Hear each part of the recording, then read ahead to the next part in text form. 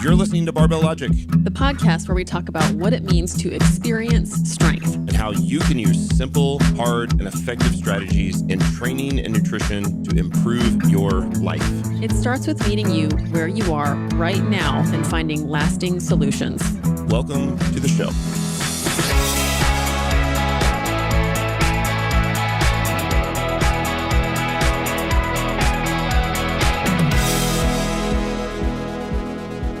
Hello, everybody.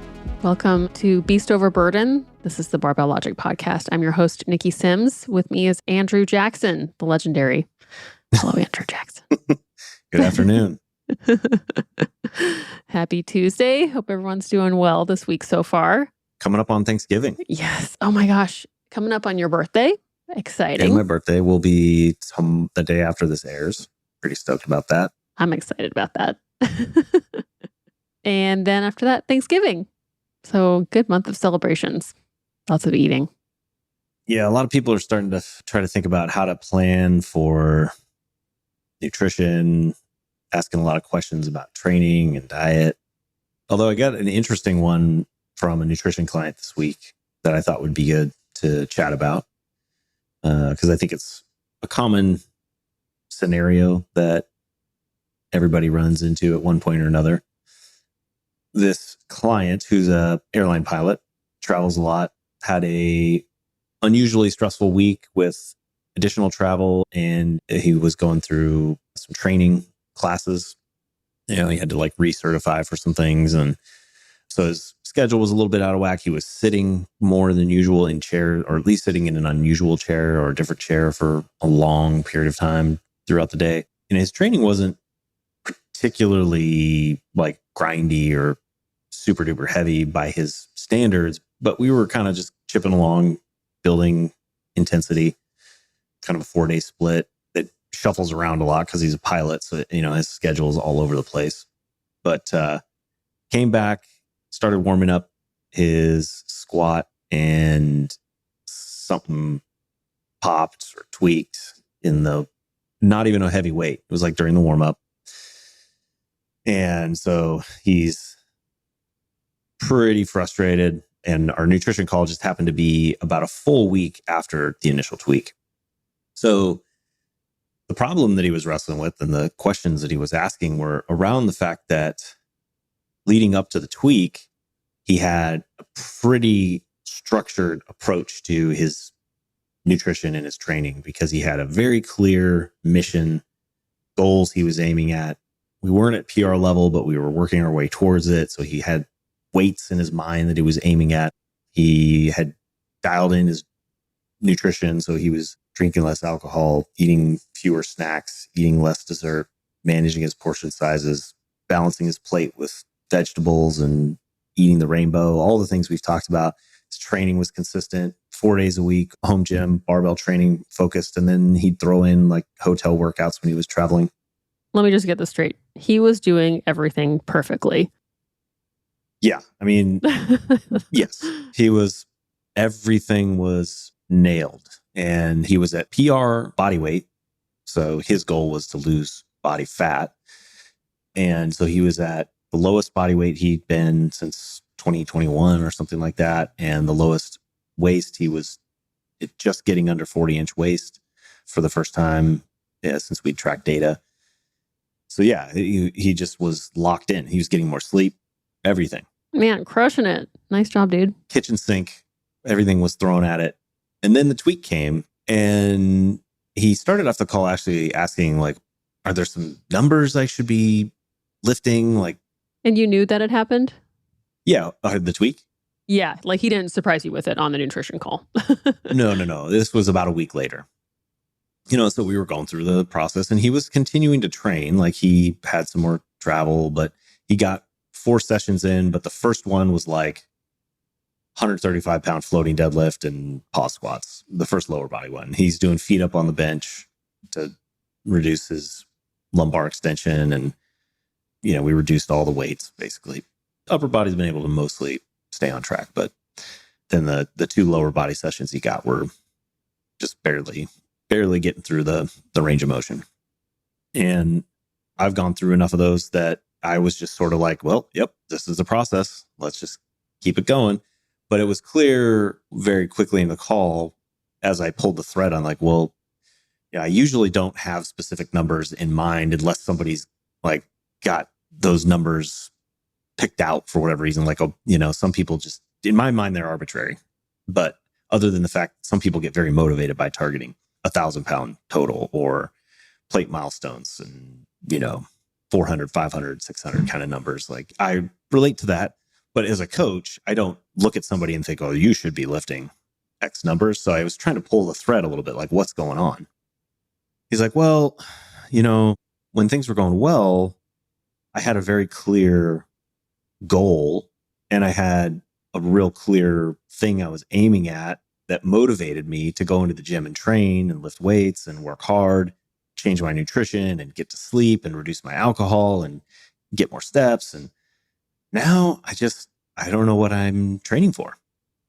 And so I started eating more, like snacks started creeping back on my plate. Desserts started creeping up because eating makes me feel good. But now, his waist ticked up and his weight even in just like a week or two. But that's so hard because he was doing exactly what you told him to do. Yep. And you and he were on the team that decided when you do these things, you will get what you want. And he was doing them. And then his body just, threw him the curveball. Yep. And so now when he's unable to do the things that you both said he needed to do to get where he wanted to be, it feels like such a disappointment. Yes. And it's hard to believe that anything that you do is worth doing now because you're not getting what you want anymore. And I think that's the initial gut reaction. I know there's more to it because I've been there. I think that's what it feels like, is like, I'm doing exactly what I thought I needed to do. Now I can't do that anymore. So I feel lots of disappointment. Yeah. And as I kind of dug more behind, like, where's this coming from? Like, what are you really wrestling with here? It was certainly frustration and disappointment that it happened. And then there was also, he made this interesting comment that because I was doing so many things in an effort to recomposition and drive my weight down, and I had these, this mission that I was on with clear purpose. He knew his why. He didn't say that, but that was like, he had a very clear why every single day to do these things. And now in his mind, without having the linchpin, which was heavy lifting, heavy barbell lifting, he was feeling in doubt about which one. He was like, I don't know which one of these things actually got me the results, which I thought was really fascinating. Okay. Yeah. Because I, again, from my perspective, having been doing this for so long at such a level of detail, like my perspective on it, it's not monolithic. It's not like binary that I need to be doing all or nothing. And that's why we tell people like, okay, you want to make some changes. These are all the things you have to do.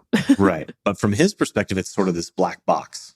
It's like, I'm doing all these things around, like inputs into this black box, and I don't know which input was getting me the output. All I know is the one that's sort of like anchoring all of my motivation, which is going in and doing the barbell, is gone, or like the heavy squats and deadlifts, at least that is gone, or at least my motivation to go in and do that is gone. So Man, I'm feeling for him. I really know what that feels like. Feels terrible. And you can feel it, like you can see it. I can totally empathize with it. Like, yeah, well, I guess I don't need to worry about whether I'm drinking or whether I get good sleep. Like, right. I don't know. Well, I could just have a little more dessert, because that starts to sort of like feed some sort of at least near term kind of dopamine or It's a coping mechanism. coping. Yeah, exactly. So that was kind of an aha moment. That was the scenario that I was in my mind thinking might be interesting to talk through, like whether you have experiences with that, how do you talk to clients, or how listeners could be thinking about the double-edged sword. And I think we've talked about this in the past, that we get hooked initially and learn to love the process of training often because adding weight to the bar and seeing our numbers go up is addictive, or at least it's like, it gives us that dopamine or the whatever. Yeah, it's validating. Yes, it Yeah, validates. dopamine. I agree. Yeah. Validates what we're doing because we can see tangible progress. But inevitably, at some point, your training gets to a point where that's not going to happen every time or every month or every year. And then eventually it's only going down and you're just fighting the rate of decline. Yeah. I have a similar conversation going on with 2 or 3, depending on how you color one of those conversations, 2 or 3 of my clients right now. One of them just had some pain flare up that we've been able to manage for months, which has been really fun. So I had gotten a message from her 2 weeks ago and she's like, I'm ready for more. And I was like, okay. Boom. Next week, pain. And now, she admitted, she's like, I didn't even want to acknowledge this or tell you about it because I know what it means. It means we have to do lighter stuff, do a deload. And I don't like that. Yep. And so in my head, and I know it's not going to get better. Pain is not going to get better for her if we just keep loading her up more and more on the regular progression. That is not good. That path is no longer an option, which is hard to say goodbye to. So I was thinking, well, what if we kind of redefine what moving forward is? Where moving forward is being able to go to the gym and feel like you're making an impact and moving towards your goals 3 times a week. And you can have more or less to put into it based on how you're feeling and other life circumstances. But maybe we need to detach, and you've definitely talked about this before, detach from moving forward equal weight on bar going up. Because that is not a given anymore for any of us ever. And it's so hard to kind of detach from that. And then I have another lifter who did well training. This was some years ago. I think it was before COVID. We had a good run together. Then he had to stop during COVID. And then he had a heart procedure. And he's done really well since then. But his training is not the same. And there's still this attachment to, well, this is what I was doing before. This is what I did last time. And, I'm just thinking that has to have had some effect on your ability to recover. I mean, it's your heart. That is a big deal. And so now we're wondering, how do we define progress? How do we make it feel meaningful to you? And kind of acknowledge that happened and all of us, all my clients are getting older, and we know that we become more sensitive to our circumstances the older we get. And then when you're dealing with pain, that is an additional stress. There's the pain, and then there's the stress of the pain. There's the emotional toll, which is a double whammy. So how can we, manage our emotions around that kind of setback where it doesn't become another thing, another hurdle that's just stopping you from moving forward? And it's a tough one because I want to be able to promise to all my clients, you're never going to get hurt again. You're going to get stronger and stronger all the time. But, we do that a lot of the time, but we can't promise that forever. And so when we can't meet that expectation and when they can't meet that expectation for themselves, I think that's where it feels really sad. And that's when you're just screw it. It's not worth it anyway. I'm going to go back to eating. I'm going to skip the workout today. It doesn't matter. None of this matters. You get nihilistic about it. But then think about how you feel 3 weeks after you made that decision. So crummy. I think I've let myself kind of throw little tantrums, but they have to end because you're not going to feel any better after 3 weeks of a tantrum. You're going to feel terrible. There were 2 messages that I had for him. One that you mentioned is that immediately he felt like the lifting sessions, especially the lower body days, weren't doing, quote unquote, doing anything. They weren't important. And so my first message there was, man, you've got to fall in love with the process of training and know that those days are just as much training as the days are when you're hitting a PR. Yeah. We've talked about it in a different context that doing something is always better than nothing. And we know from experience, we know from research that it does not take a very high percentage of weight or load on the bar to maintain muscle mass. It takes a tremendous amount of work and, relatively speaking, intensity to add muscle mass. So know that this time when you're going in, and you might even only be doing 40% of the normal work weight, you are helping to hold on to as much muscle mass as possible and help your body recover because you're going to be pumping more blood through the area. And we've got to find a way to fall in love with that part of training because it is as important, and I would argue even more important than the days leading up to when you hit a PR. Because if he stops training or loses focus for, whatever period of time that he atrophies, then all we're doing is stacking more work that he's going to have to do on the other side to gain back that lost ground. So, one thing that I think, got to the same page about was that this training absolutely matters. It's hugely important. And that the why is super clear, that you're training just as much now, even though there's 40% of weight on the bar, as you were before. So get that linchpin back into place. And we need to find a way to bring a mindset to each session that enables you to find meaning and importance from whatever it is that you're able to do. So it's like we have to, we have that message of you need to accumulate hard but doable sets. So I would say that that type of training is still hard. Absolutely. It's got to be very doable. Psychologically and emotionally very hard. Exactly. And what you're teaching yourself while you do that is that it's okay to keep moving.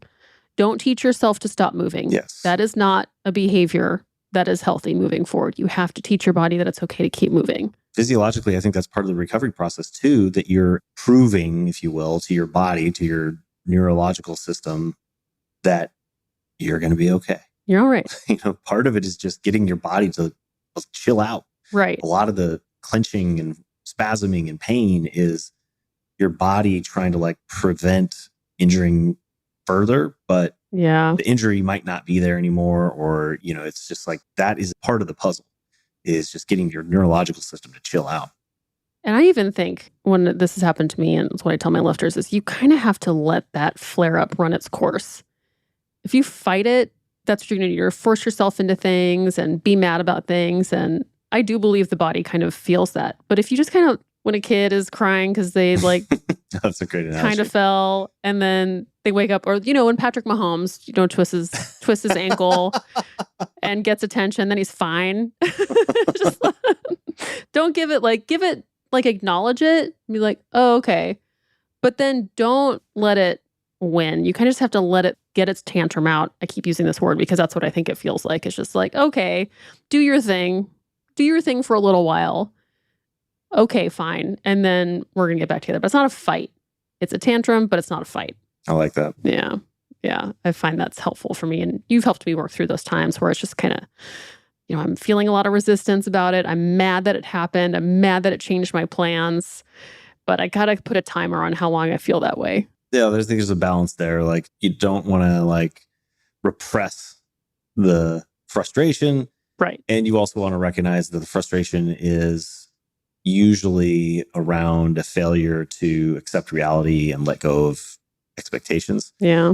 And that's why I focused on placing, or at least communicating, the value of this phase of training, because at least then you show up and you're at least motivated to go in and do things, because it's going to pay off. Like you said, in 3 weeks, how are you going to feel? Yeah.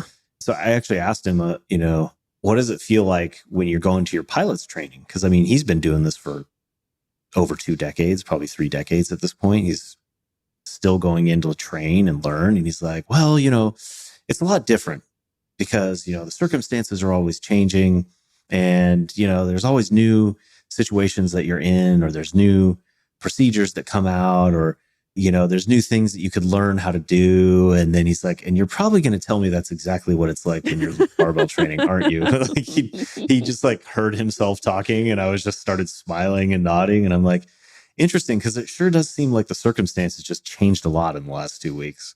And you might need to learn some new things. Yes. And new exercises or movement patterns or strategies to deal with this new circumstance. And he's like, you son of a... And that's so important to let yourself learn, because it's not a matter of if it's going to happen again. It's a matter of when. To some degree or another. Like, I just had one about a month ago where I just warmed up my dips too fast, I think. Like, I just did a ton of volume. I did like 5x5 at 330 pounds or something like that. Pretty solid day. Yeah, on bench. And then I think I also did a secondary bench exercise. Probably did some close grip. Some close grip, yeah. And then I dips for accessories. So I went over there and I put on like weighted, I don't know, I threw on 24 kilo kettlebell or 32 kilo, I can't remember. And I'm like, I'm warm. I've already done like 10 bench sets. So let's go. Let's get this over with. And it was like 2 reps in, like something in my chest was just like, bling, like it felt like stabbing, something ripped out of socket. But I was just like, yeah, guess that's what happened today. So guess we're done now. well, I just did a couple body weight just to see like, is this going to work? But I knew, and I know from having done this, that what am I going to do? I'm going to show up the next time and I'm going to adjust and see what happens. Like no drama. It was literally zero drama. Didn't know what the extent of it was going to be, but I knew what I was going to do. I'm going to show up next time and I'm going to reduce the weight and try to see if I can get back to full range of motion. You weren't never going to bench again? No. 3 sessions later, I'm back to normal working weight or whatever it was, 4 sessions. I don't know. So that was kind of thing 1 that we aligned on. And thing 2 that I emphasized was exactly, again, an aspect of what you alluded to about thinking how you're going to feel 3 weeks in the future. Because what I suggested is the heuristic that you might want to try paying attention to is not necessarily whether weight and waist are going the direction you want. It doesn't mean that they can't be going up and down respectively, but how do you feel? Or how did you feel when you were training and you were doing all those things? Do you need to know exactly which one was which? Or do you just need to know that when you were doing those things, you felt good? And what if we just prioritize those things that made you feel good and were getting you the results you want? We still think those are important. And the fact that we know that those things are going to help you recover faster, because those are all investments in your recovery. Sleep, not drinking, eating well, getting lots of protein, not getting excess calories. And you are still able to take action, which in itself has a really good feedback loop emotionally. Totally. Right. Those are the 2 big things that I think I tried to suggest that he frame his training around rather than weight on the bar. But, everybody makes fun of like, oh, it just feels good, man. But really, like, what are we doing this for? Yeah. Doesn't mean it can't be. There's a difference, I think, between discomfort and suffering. Yeah. like we don't need to suffer through our training. Sometimes training is uncomfortable, but that doesn't mean you have to poke yourself in the eye and starve yourself and, grit your teeth at all times. Turning yourself into a victim of your own choices and then bragging about it. Yeah. Seems common. Yeah. Like pay attention to your body. What feels good? Like do things that over long arc of time feel better. Like that's what we're doing this for. You can still be challenged and feel good. Those 2 things can exist. In fact, I do think, and you've experienced this before, one of the challenges when you can't lift heavy is you can't hit some of the discomfort that you're used to that does feel good. Yeah, and I've known that there's just going to be some workouts that I don't want to do because it doesn't feel like I'm doing anything. I totally know what that feels like. Yeah. But it's just so much better than not doing anything. Yeah. I think we talked a little bit about this year, but like, what are some things that you found that scratch that itch when you can't squat or deadlift heavy? Leg press has been a good thing to go try out for when like back is flaring up. Belt squat. I do spin class, which kind of gets me into that gear of, fun discomfort where just like kind of lost in the movement of it. Going on walks, I know it's not intense, but, doing movement. And then like I still have a lot of trouble with my shoulder. So I haven't been able to bench heavy in a while, which means I do a lot of push-ups and I freaking hate it. Like I don't care for push-ups. I have to do a lot of them to do anything that's worthwhile. And I get to this day, like 2 days ago, it's just like, ugh, I wish I could just bench. But I can do a lot of back stuff, and I'm able to get into like tricep discomfort, back challenging work where I'm just like beat up from an upper body exercise from the things that I can do. So you just got to find the things that you can do and then do those things. Yeah. And let yourself try. And it's with all that stuff, I'm not chasing reps or anything, but I am chasing that wonderful pump feel, and that feels good. Chase the pump. Yeah. Was there a period of time when you couldn't leg press either? Like, did you have any I guess that's borderline compound movement? I know there were times because I don't even know if I was going to the gym. I might not have had gym access when my back was acting up and I couldn't squat. That was a time where it was just like lunges and bodyweight squats and meh. But sometimes time is your only friend. Right. And you might have to find a variation that you don't really enjoy. That becomes, like you said, the voluntary hardship. That would be the voluntary hardship. the hard part of the hard but doable when it can't be heavy, yet it might have to just be something you don't really want to do. Just get it done. Like, I usually look forward to training, but days on like that where I'm just like, oh man, I got to just get this over with so I can move on with my day. Yep. Better having done it than not. Yes. In 6 months, I mean, especially going into the holidays, where we started the conversation, this was one of the things that triggered that thought for me. Was the last thing you want to do is start making a big change in your lifestyle going into the next 3 months and wake up in February feeling like you totally let yourself down. Like, that's... I was just thinking, I was like, always think of February. Because that's, if you really just let go, February is going to be an extra. I mean, February sucks. Yeah. It's got to be one of the most depressing months of the year, but it will be extra depressing if you've completely gotten out of your good habits. Well, lately I've been motivating myself by thinking about March, because that tends to be a beach destination month. That's when I force you to take me to the beach for my birthday. So it's like, I better get my poop in a group now, or I'm going to be looking like a giant lasagna on the beach. Yeah, same. My birthday always sneaks up right after winter. Just like, oh man, Christmas, New Year's, It's Super probably Bowl. better to think about it as February, because it's so early in March that... Yeah, you don't have any time. Yeah. Just, if you all want to join me on my birthday beach excursion, just kidding. Get ready. Start training now. We're going to the beach for your birthday too. That's true. I am going to be a lasagna at this one. I'm feeling very, just like layers of cheese is what I feel like right now. Longos.